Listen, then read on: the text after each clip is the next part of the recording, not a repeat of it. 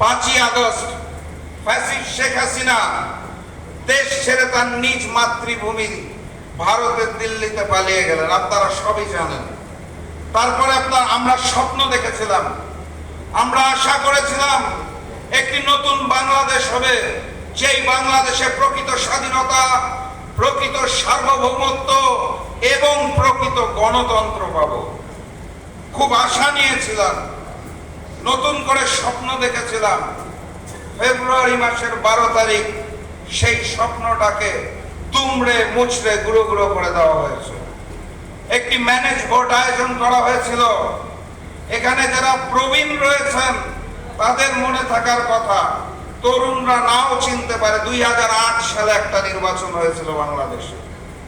চমৎকার তকমা লাগানো নির্বাচন, ভোট কেন্দ্র দখল করা হয় নাই, ব্যালট বক্স আগে থেকে সিল মেরে রাখা হয় নাই, মারামারি হানাহানি কাটাকাটি কিছু হয় নাই, কিন্তু ফলাফল গণনা এবং ঘোষণার সময় পরিবর্তন করে দেওয়া হয়েছিল। সেই 2008 সালের স্টাইলে আমরা এই সর্বশেষ নির্বাচনটা দেখতে পেয়েছি। নির্বাচনের একদিন পরে নির্বাচন কমিশনে গিয়েছিলাম 11 দলের পক্ষ থেকে, বুঝার জন্য আপনাদের অনুভূতিটা কেমন।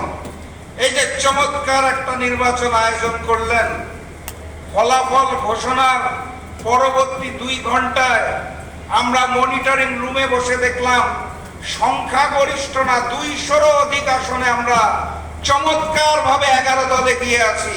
তারপর যে 1 থেকে 1.5 ঘন্টা ফলাফল ঘোষণা করা বন্ধ করে দিলেন, তারপরে যে ফলাফল পাল্টে দিলেন, আপনাদের অনুভূতিটা কেমন? নির্বাচন কমিশনে গিয়েছিলাম, সাংবাদিক ভাইদের মনে থাকার কথা, বের হয়ে আমরা প্রেস ব্রিফিংও করেছিলাম।